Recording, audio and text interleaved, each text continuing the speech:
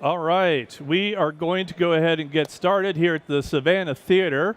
Welcome, Trella DX 2018. Good morning. I hope everybody has had a little bit of coffee. For the next about 20 minutes, I am going to be talking about putting the U into IoT. My goal is to give you a quick tour of some of the hardware that's available out there to create your first IoT project, and maybe try to remove some of the blockers that you've had in your head about why aren't I trying to do something with the Internet of Things. We're going to do a little bit of a description of the Internet of Things, and then we're going to jump into all of these sort of options that we have out there for building very simple IoT hobbyist projects. Now, who am I? My name is Joshua Burke. I'm a developer evangelist at Salesforce.com. You can catch me at Twitter at Josh Burke, and my Trailhead profile is also at Josh Burke. Now, how many people have already seen a forward-looking statement slide? Okay, you are going to see many more of them before tomorrow is done. Forward-looking statement, our lawyers would like to remind you that if you are going to make any purchasing decisions, please make them based on current features and not any forward-looking statements I might make. I do not plan on making any forward-looking statements, but if I do, I will try to call them out. So before we start talking about getting you into your first IoT project, let's talk about what we actually mean when we say the Internet of Things. The Internet of Things has become a slightly ambiguous term over the years, but it really was coined around 1999 by one Kevin Ashton. And he was shopping for his wife, and he was going from store to store to store, and he kept noticing that one particular shade of lipstick kept being out of inventory. He was not able to buy that one shade, and he kept asking himself, why is that, and how can we help prevent it? And so he started doing kind of an investigation, and all the answers he was getting just wasn't really thrilling him. It was like, well, that's just how inventory control works. It's just consumer demographics. And he's like, how can we prevent that? And so he started tinkering around with technology, some barcodes and some things like that. And what he ended up using was radio frequency devices, or what would later become RFIDs. And by tagging inventory and sending data up to the internet, it started to allow people to have predictive analysis of inventory before it was removed from the store. And so suddenly that shade of lipstick could actually be ordered before it was actually emptied from the store shelf. Then he goes to a conference and he coins the term Internet of Things. Now, when we look at that from kind of a diagrammic point of view, we start over here with our environment, and changes in the environment are going to get picked up by sensors. And those sensors are going to be emitting sensor data, and that sensor data might be picked up by local controllers, or it might be sent out to the internet. And then based on that, that controller, they're going to react to it in some way. Maybe it's going to be a servo. So for instance, if we go right through this wall, we've got robotics ridge, where we have robot arms that are interacting with the environment over the internet. We also have the IoT village, where we have things that are doing things like LED notifications, or we might send an email to a human. We might send a software update to something. But the general flow is environment changes, picked up by sensor data goes out to the internet, we react to it. Now remember this diagram, it is actually going to become important later. So traditional, and I use that term lightly because IoT is first of all new, and I don't want to ingrain it in you that this is real IoT development. I'm going to talk about that again here in a second. But a lot of IoT development occurs on what I like to call Arduino-based motherboards or devices. That's a little bit an off term because Arduino is kind of a brand name. But from a hardware point of view, what we're talking about are small devices, very low power, minimalistic OS. And what we're going to do is we're going to take some C code, and we're going to compile that right down to the device. And the C code is talking directly to sensors, and either to other devices or to the internet. Now, here we come to our first blocker, right? How many people in the audience are really comfortable with the C programming language? A decent number of you. But anybody who didn't raise your hand, you already have the maybe this isn't for me kind of feeling, right? And I want to take that away. I want to make sure that you actually think that maybe this is for you. Now, the other thing that turns into a blocker for people getting into IoT, and this is my personal blocker. How many people are really, really comfortable with soldering? All right, slightly fewer than you. And the Venn diagram of the people who just raised your hand twice, I'm actually not entirely sure why you're in the audience, because you've probably already created your first IoT project, and that's okay, because I'm still going to show you some options. This is my personal blocker because I don't solder well. I'm not good at it. It's not that it's such a difficult skill to learn, but you do have to learn it. It does take practice. It does take some time to do it. Anybody in the audience can do it, but you just have to take some time to get it down. I don't. I solder terribly, and so all of my IoT projects actually have a tendency to try to avoid it. Now, one thing I want to really kind of highlight, though, how many people were at Dreamforce last year? How many people saw the IoT Grove? Saw our huge table with all of those Legos and all these kind of dynamic demonstrations that are going on. If you did not see it, we have a smaller version over there. You'll see the 10-foot Salesforce tower. If you see that, you're heading in the right direction. Just keep moving towards the big Lego Salesforce tower. You're heading to those demos. Now, on that table, there were a lot of different demos. And a lot of them were running off of Arduinos. And a lot of them were running off the hardware that I'm about to show you. So when we think of real IoT, all of the hardware that we're about to take a tour through, it's still real IoT. I'm showing you hardware from real IoT enthusiasts. So if you're not in the C camp and you're not in the solder camp, that's okay. You can still be an IoT hobbyist. All right.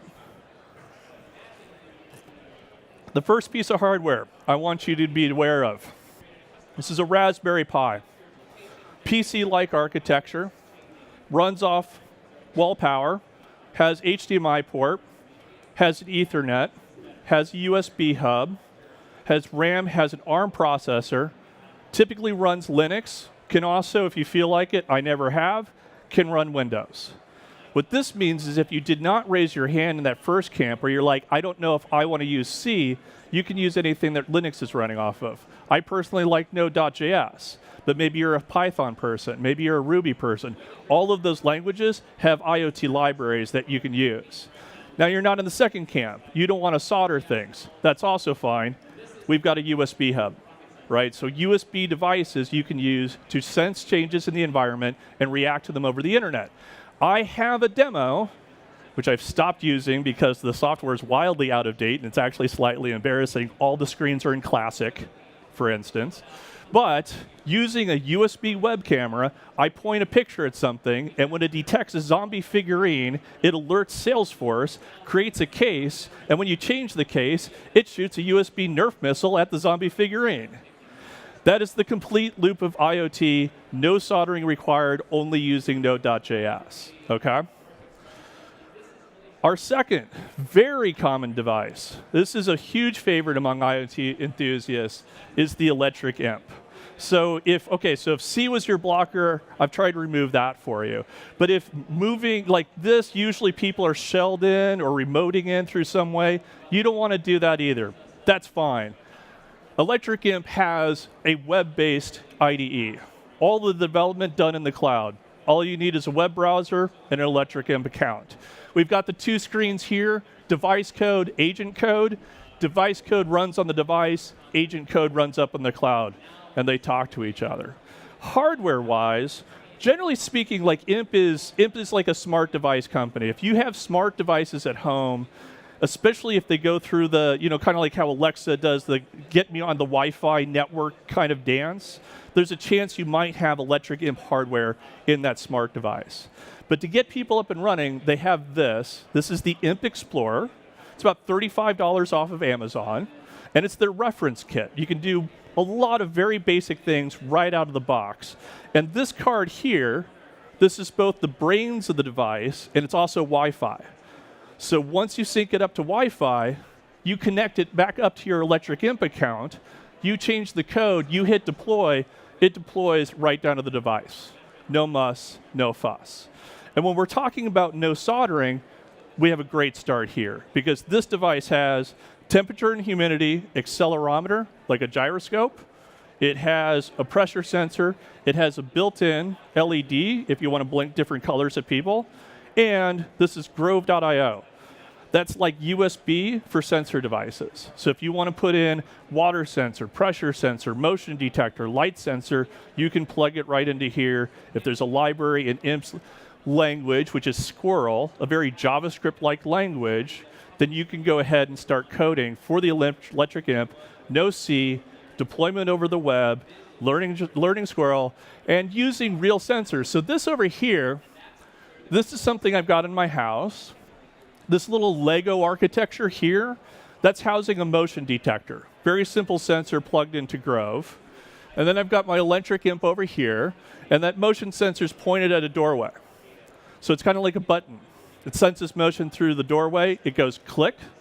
It says it senses that, sends it up to the imp cloud. The imp goes over to LifeX cloud. My smart bulbs are LifeX, turns the lights on. Somebody walks out the door, motion sensor goes click, turns all the lights off. So for about 35 bucks and some Legos, I have motion detected lights working in my house. And I did that over a weekend, and I was a little nervous about it, to be honest. My wife does not entirely share. She's not a Luddite by any means, but she does not entirely share my love for IoT and smart devices. And so I was a little nervous about hooking this up. And her exact words were, "This is how I wish all lights worked." That might be the crowning achievement of my entire professional career right there, was getting that kind of buy-in.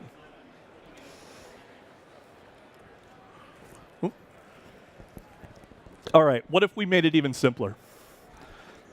I removed C. You don't have to solder anything, but you're like, no, I want it easier. We have IoT hardware out there that's designed literally for children. And there's two of my favorites. One is LittleBits. LittleBits has logic that can easily be chained together. So you can take one little bit that's sensing the temperature, chain it to another one that's got an LED. The little bit says, oh, it's over 80 degrees. The second one will start blinking red.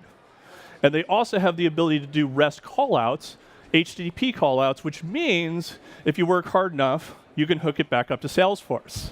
And Andy Fawcett, and if you don't know Andy, great guy, Andy the Cloud blog, he's got a classic blog post about doing exactly that. That's LittleBits here in the right.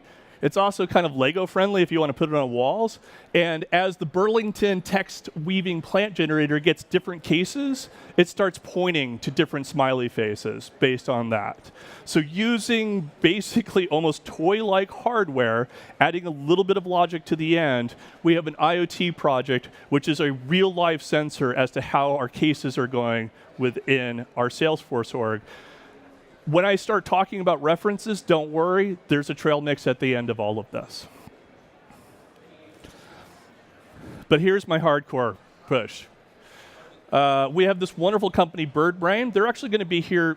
Anybody who did anybody do the ad hoc workshop at Dreamforce? Did anybody build a cardboard robot at Dreamforce? Okay, you missed an opportunity there. They will be back tomorrow, but they are working with the kids, so you might just only be able to do it from kind of a spectator-style sport. But what Birdbrain has done, they have this hummingbird kit here, and now we're going all the way back over. This is an Arduino-style device, low power. You develop code right to it, it runs, but they've removed the need for soldering. These are all jumper cables. You know, kind of like anybody have the old school stereo speakers where you have to like shove the cable in and then flip exactly like that. It's all you need to do to hook up some sensors, kick things out to servos, and their little workshops are about taking arts and crafts and cardboard and making robots like this. In about 30 minutes, one of their employees created High Five Astro for my Dreamforce zone, which is where when you high-five one of Astro's paws, all of his friends danced out from behind him in a nice big party. Very, very easy to do. They also have a visual-based programming language. So you're like, nope, JavaScript, don't want to learn it. Fine, we've got Scratch, visual-based programming language, which is exactly how this thing got started. Now, I've got a nephew, and as soon as I saw this, I'm like, he's going to love this. He's 6 years old, super into robots, super into technology. I really want to put this into my nephew's hands. So I sent my brother one of these kits, and he spent basically a long morning with my nephew working on this kind of stuff. And he sent me some videos. They've got some neat things where they're pointing like a light sensor down, and the light sensor can tell you if it's red or if it's brown or if it's black and all of this kind of stuff. And I'm like, okay, those are cool videos. And then my brother texts me. He's like, nephew really wants to build a bacon bot. I'm like, Bacon Bot. You have my interest, sir. Please tell me more. And so he sends me this. This is my nephew's architecture diagram for his Bacon Bot. Now, I don't know how many people have young nephews or young kids. I read 6-year-olds, so let me break this down for you. It says several working parts. One is, starts with the stovetop, sees a skillet. If it notices an environmental change where that skillet gets bacon put onto it, then the next part is the sensor, which is pointing down at the skillet, notices the environmental change, says, there's bacon that has been added to this environment. Based on that, it sends it to a series of controllers. One of those could be live in your kitchen. Some of them might be talking to a cloud-based system like Electric Imp, where it's communicating with smart devices. Maybe you've got a smart microwave or a smart fridge, something like that. And based on that information, it does 2 actions. One, this is a conveyor belt for toast, because it's completing your breakfast for you, because why not? You're already cooking bacon. Surely you would like some toast. And then, this is my favorite part. It turns on the ceiling fan so that the whole house smells like bacon. And the reason why I'm pointing this out, 6 years old, one afternoon, tinkering around with an Arduino-style device, and he got Internet of Things in one. That's the Internet of Things. Environmental change, sensor setup, responding via controllers, servos, and reactions. And so if it's the concept, if it's like IoT, I'm not really sure what that is, don't worry about it. It's very, very simple.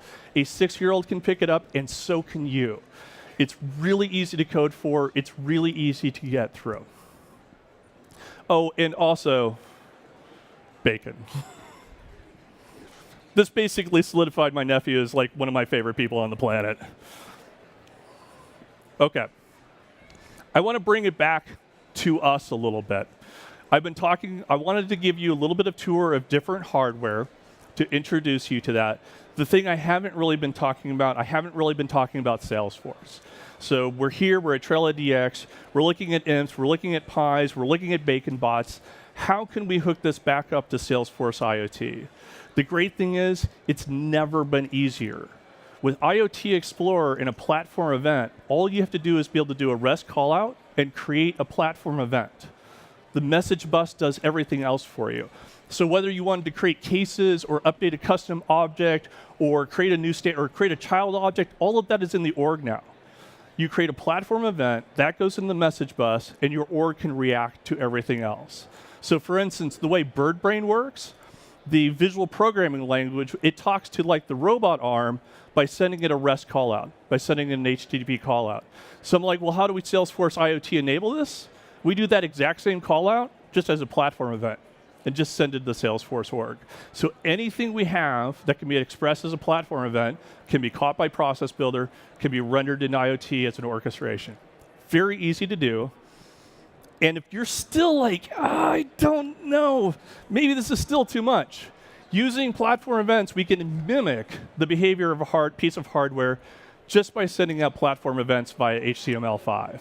So if you're like, I don't want to code, I don't want to solder, I don't want to buy any hardware, I just want to see IoT in Salesforce, we actually just created a quick start for you. It's Quick Start IoT Explorer. We are featuring it over in Camp Quick Start, and you can go through the full loop of IoT without ever having to even touch Electric Imp or a little bit or anything like that. So at the very least, I beg you to try that.